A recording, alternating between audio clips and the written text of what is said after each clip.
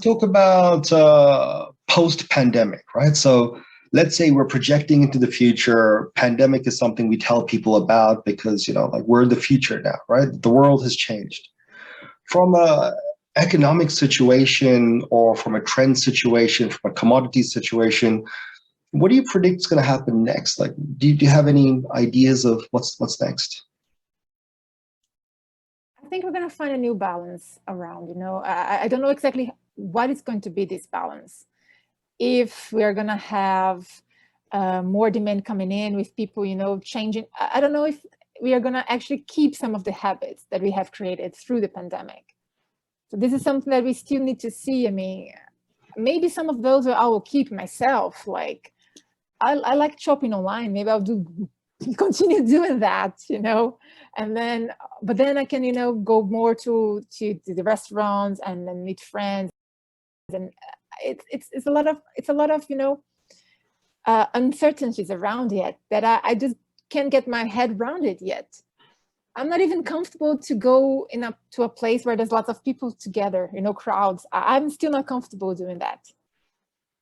So I haven't got a chance to, actually think about that deeply because it's so confusing right now. Oh, 100%. Everything is a little bit confusing. Yeah. 100%. We're at that point where we're looking over the fence, right? The pandemic is the fence, and we're looking over it, and we can kind of see what's there. And our imagination is saying, well, we know what we want to be there, but we can't really see it. And once we get over this fence, it's going to be really interesting to see the world that we built, like all the lessons that we learned during the pandemic to get over this fence. How much of it do we keep, and how much do we throw away? And the future stuff that we do, how do we meld the two together? Like, for example, doing a digital marathon, right? I mean, such a great concept. There must be many people around the world who can't get to an actual marathon. But this way, you're still part of something bigger and something greater, right? I mean, that's going to be really interesting. That's going to be really interesting, I think. Yeah, but then I think memory is kind of short-lived.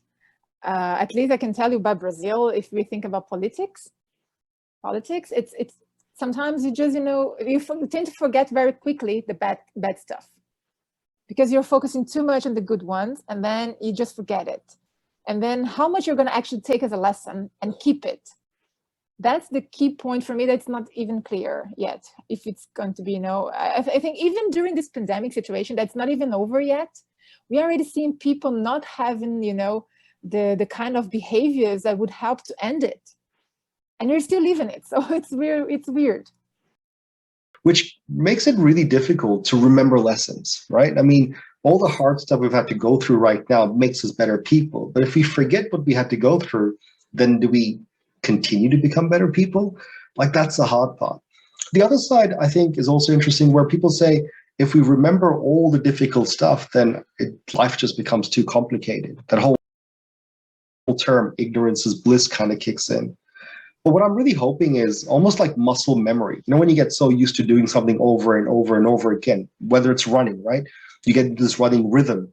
And even if you run after a while, that rhythm, you still remember it. Like dancing. I mean, I don't dance. I'm a terrible dancer. But, with dancing, even if you don't remember all the moves, you remember the beat and the rhythm and so on. I'm hoping in that way, when we go past this pandemic period and we go to the future, some of the things that we've done from a practice perspective, we maintain it, right? We hold it, or it blends into the future us that we become.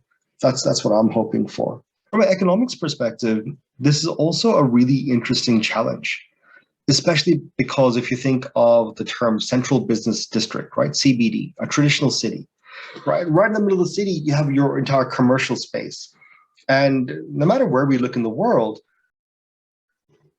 more and more city centers have had buildings go up, and most of these buildings have been commercial buildings, and commercial prices are crazy. Yes. But after 2 years of people working from home, a lot of these offices are now empty. So it's going to be really interesting. What do you see happening with these spaces, especially if they don't fill up in the future because more people are working remotely? Maybe they're going to have to find another use for those buildings. Probably.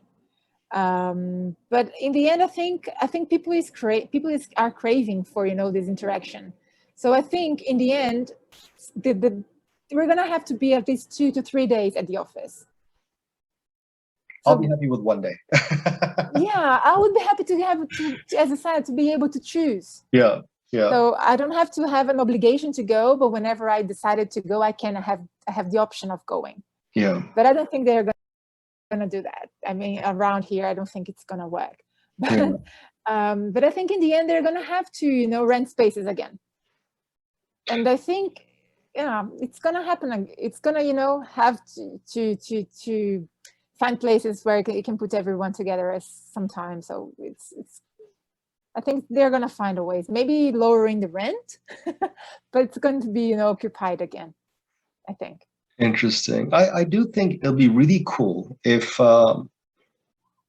we learn a few of the lessons from the pandemic, especially from a work perspective, and we go, we want to have a 24-hour business. So why don't we hire staff from around the world? And you know, before that might have been like, oh, you're outsourcing jobs, but now it could be different. It could be considered as, let's find the best talent from anywhere and everywhere in the world, and they don't need to come into the office. They can be in Rio or Sao Paulo, or they could be in Medellin. They could be in Las Vegas. Like, it doesn't matter where they are, provided they're the best at what they do. And could you imagine like a future where a business, whether it's located in New Delhi in India, or Manila, Philippines, or London, you know, in England, or Melbourne, companies could almost instantly become more multicultural as a result of which, by having a super diverse workforce that works at different times, quite essentially, which means more diversity of ideas. Like, you're no longer forced to come into one location. You can be anywhere and everywhere, which means now you got more people with different languages, different ways of thinking, different food habits, different everything, just interacting. And the ideas that can come from it could be truly quite interesting. Yes, I think so. And that would bring, you know, a different perspective to everyone. And I think that would help, you know, business a lot. Yeah. Make them advance.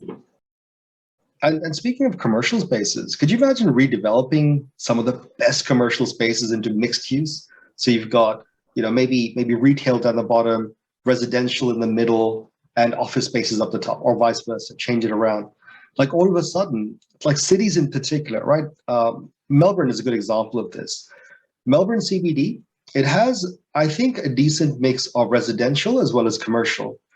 But Docklands, which is right next to Melbourne CBD, it has a lot of commercial spaces which just become completely dead at night. When there's no one working there, like, they've got good restaurants there, but no one's going there because it just feels so remote, you know, even though it's right next to the city. So I imagine a lot of cities around the world where commercial spaces, which are very highly valued, by changing this particular paradigm from being purely commercial to a mixed use, you'll start to see cities almost coming to life again. You know, where people can now live closer to where they work, so that you reduce commute time, which increases socializing time, which increases chances to help the economy because you're out there spending money, or just discussing and having conversations with people, which brings you richer ideas when you go back to the workspace even. That would be amazing. What a world. I would love to see more of that. Let's make it happen. Let's do it. But I think in a certain way we can. We can. Definitely. And I think, yeah, and I hope to see that too. I really do. And I think that would bring a totally new dynamics. Excellent. Excellent.